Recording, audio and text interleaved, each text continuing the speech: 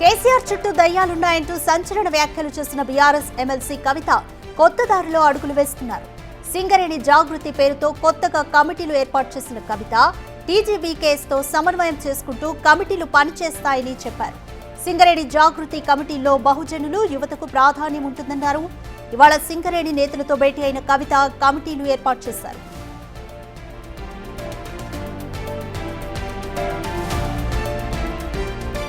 TGB కేసుకు కవిత గౌరవ అధ్యక్షురాలిగా కొనసాగుతున్నారు. టీజీబీ కేసు బీఆర్ఎస్ కు అనుబంధంగా ఉంది. టీజీబీ కేసు ఉన్న సింగరేణి జాగృతి పేరుతో కవిత ఎందుకు ప్రత్యేక కమిటీలు ఏర్పాటు చేశారనే చర్చ జరుగుతోంది. బీఆర్ఎస్ నుంచి కవిత దూరం జరుగుతున్నారా? కొత్త పార్టీ పెట్టడంలో భాగంగానే జాగృతిని విస్తృతపరుస్తున్నారా? తెలంగాణ జాగృతిని రాజకీయ పార్టీగా మార్చుతారా? సింగరేణి జాగృతి అందులో మొదటి అడుగా అని బీఆర్ఎస్ శ్రేణులు చర్చించుకుంటున్నాయి. కవిత దగ్గరికి కేసీఆర్ నిన్న రాయబారం పంపినా కవిత మెత్తబడలేదు. ఇవాళ సింగరేణి కార్మికులతో భేటీతో కార్యాచరణ కూడా మొదలుపెట్టేశారు.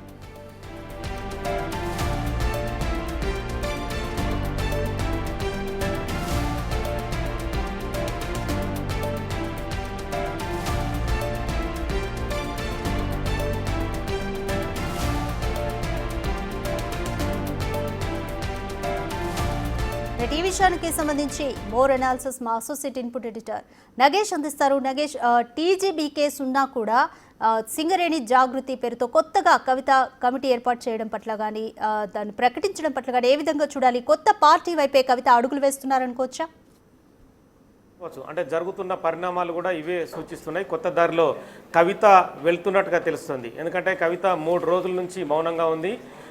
నిన్న ఆల్రెడీ బీఆర్ఎస్ పార్టీ నుంచి ఎంపీ దామోదర్, అలాగే BRS legal cell incharge Gandra Mohan Rao వెళ్ళి కవితతో దాదాపుగా 2 గంటలకు పైగా చర్చించారు.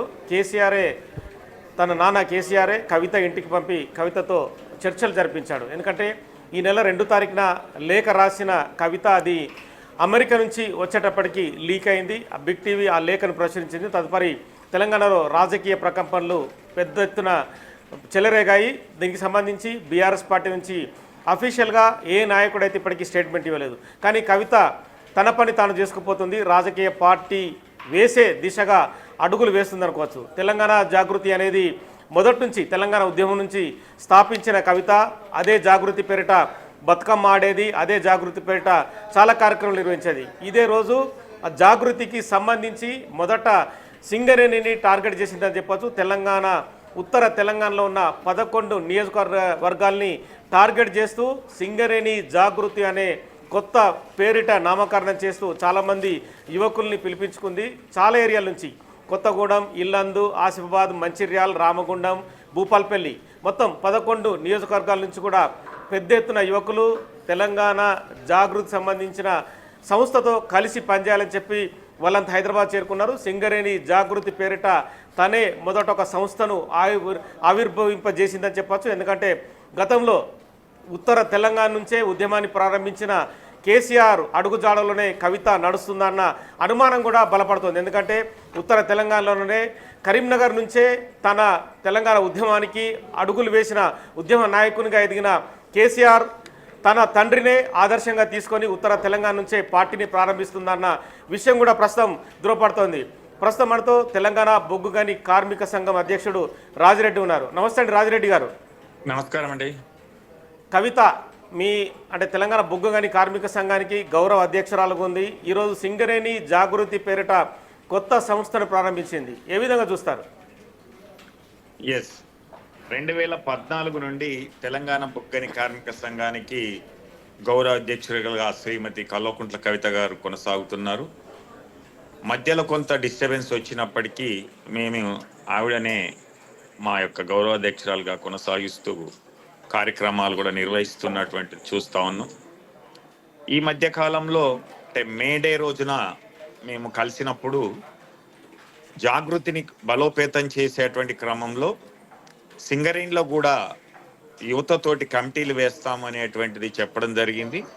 దాంట్లో భాగంగానే ఈరోజు ఇక్కడ ఉన్నటువంటి సింగరేణి కార్మిక సోదరులు, ముఖ్యంగా యువ కార్మికులు, జాగృతితో సత్సంబంధాలు కొనసాగిస్తున్నటువంటి యువకులతోటి ఒక సమావేశాన్ని ఏర్పాటు చేసి తెలంగాణ బొగ్గని కార్మిక సంఘంతో సమన్వయం చేసుకుంటూ ఈ యొక్క కోఆర్డినేటర్స్ 11 డివిజన్లకు వేసుకుంటూ కార్యక్రమాలు చేపడుతూ ఇంకా సింగరేణి కార్మికులకు దగ్గరగా అయ్యేటట్టుగా వెళ్దాము అనేటువంటి ఆలోచనతో ముందుకెళ్తున్నట్టుగా ఈ రోజు జరిగినటువంటి సమావేశం ద్వారా తెలుస్తూ ఉంది. అలానే మీకు తెలుసు 2వ తారీఖు రోజు ఒక లేఖ రాసింది కవిత తన నాన్నకు ప్రేమతో సంబంధించి చాలా విషయాలు కూడా పేర్కొంది. బీఆర్ఎస్లో జరుగుతున్న పరిణామాలు, బీఆర్ఎస్ పార్టీలో లూపోల్స్ ఏమున్నాయి, బీఆర్ఎస్ పార్టీలో దయ్యాలు భూతాలు ఉన్నాయని చెప్పి కోవర్ట్లు ఉన్నారని చెప్పి ఆరోపించడం. నేను ఆల్రెడీ కవితతోని బీఆర్ఎస్ ఎంపీ దామోదర్తో పాటు BRS party legal cell incharge Gandra Mohan Rao చర్చలు జరిపారు. కానీ నెక్స్ట్ డేనే సింగరేణి జాగృతి పేరిట రావడం, అలాగే ఉత్తర తెలంగాణ నుంచే అంటే తను ఒక పార్టీ పెడుతుందన్న చర్చ రాజకీయంగా మార్కెట్లో పెద్ద ఎత్తున ప్రచారంగా ఉంది. టీజీబీ కేఎస్గా ప్రెసిడెంట్గా మీరు చాలా కాలం నుంచి కవితను దగ్గరగా చూస్తున్నారు. కవిత పార్టీ పెట్టే దిశగా ముందుకెళ్తుంది అనుకోవచ్చా? అలాంటి సూచనలు కానీ అలాంటి విషయాల మీద కానీ ఎలాంటి చర్చ అయితే జరగలేదు.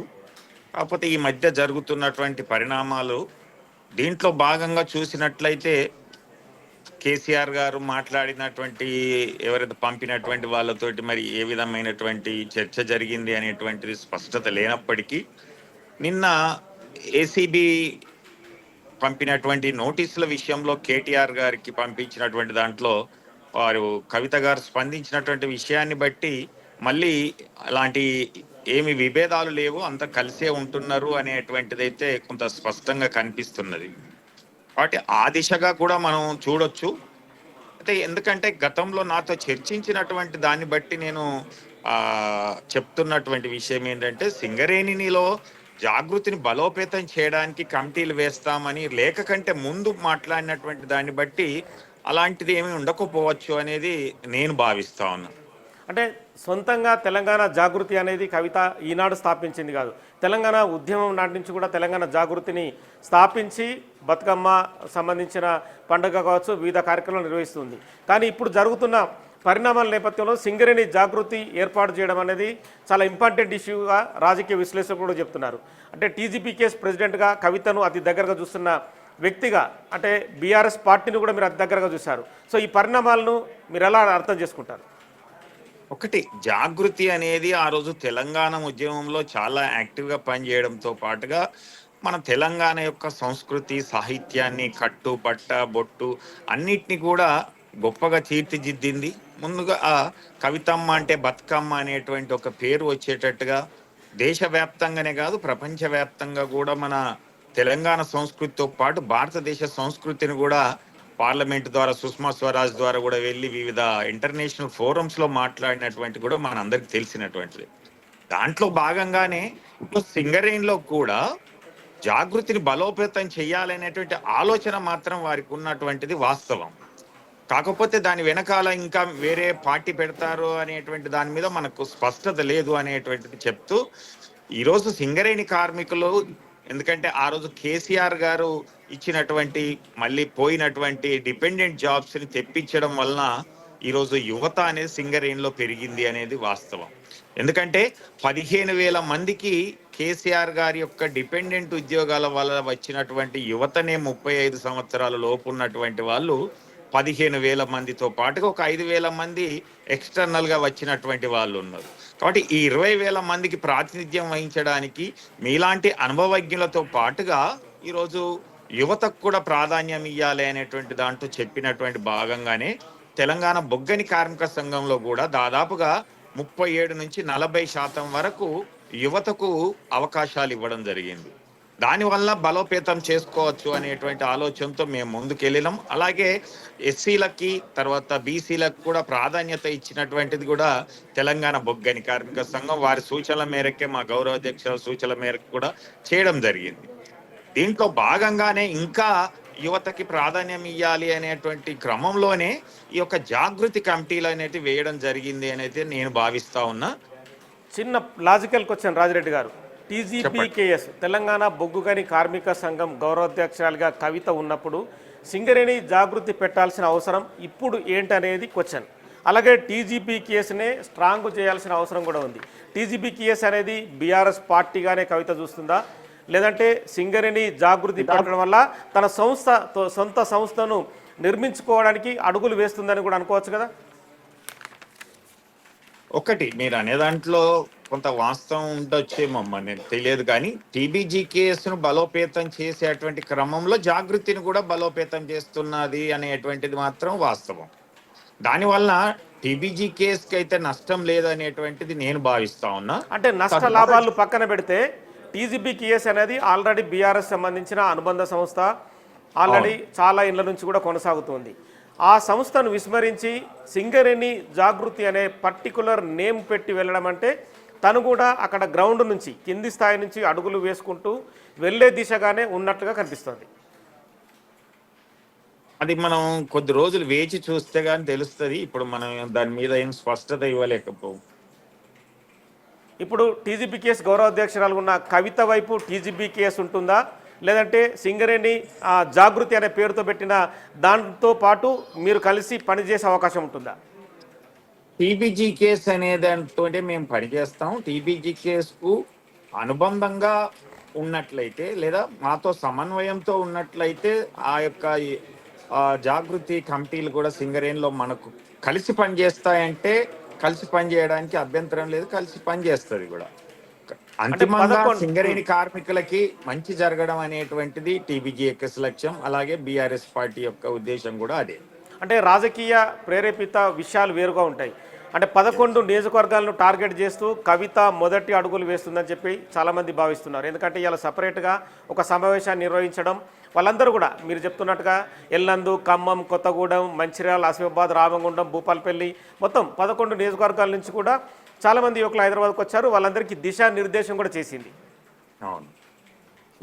అంటే ఇప్పుడు గ్రౌండ్లో జరుగుతున్న రియాలిటీ పైన ఒకవేళ రాజిరెడ్డి గారు కూడా సింగరేణి జాగృతి పేరిట మీరు ఇటు రమ్మంటే ఇటు బ్యాక్ వచ్చి ఇక్కడ ఏమైనా పదవి తీసుకునే అవకాశం ఏమైనా ఉందంటారా? టెక్నికల్గా అలా ఉండదు. ఎందుకంటే ఒకటి రిజిస్టర్డ్ ట్రేడ్ యూనియన్ అవ్వాలి. ఇది 2 సంవత్సరాల కంటే ముందు యాన్యువల్ రిటర్న్స్ సబ్మిట్ చేస్తూ రిజిస్టర్ అయినటువంటి సంఘం మాత్రమే పోటీ చేయడానికి అవకాశం ఉంటుంది సింగరేణిలో ఉన్నటువంటి కోడ్ ఆఫ్ ప్రాక్టీస్ ప్రకారంగా.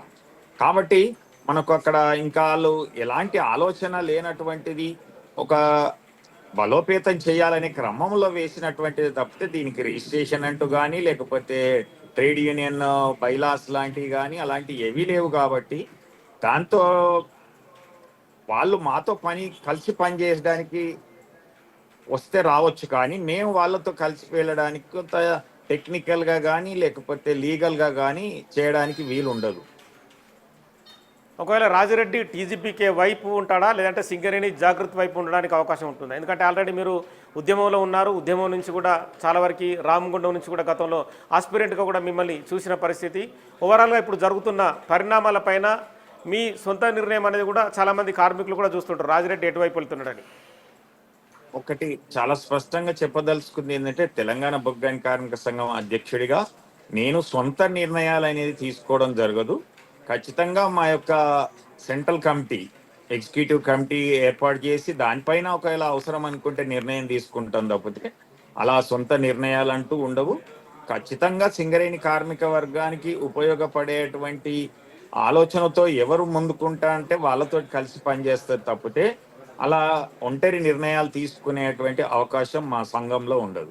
ఓకే అండి, థ్యాంక్ యూ రాజిరెడ్డి గారు. మొత్తానికైతే కవిత సింగరేణి జాగృతి అనే కొత్త సంస్థని ప్రారంభిస్తూ తను 2 తారీఖున రాసిన లేఖని ఊటంకిస్తూ ఇప్పుడు జరుగుతున్న పరిణామాలు కూడా రాజకీయంగా అడుగులు వేస్తుందా అన్న ప్రశ్నలు చాలామంది రాజకీయ విశ్లేషకులు కూడా దీనిపైన కూడా రకరకాల ఊహాగానాలు చేస్తున్నారు. 3 రోజులు మౌనంగా ఉన్న కవిత ఇవాళ సింగరేణి జాగృతి పేరిట కొత్త సంస్థను ప్రారంభిస్తుందని చెప్పి సింగరేణిలో 11 నియోజకవర్గాల్ని టార్గెట్ చేస్తూ అయితే అడుగులు వేస్తుంది.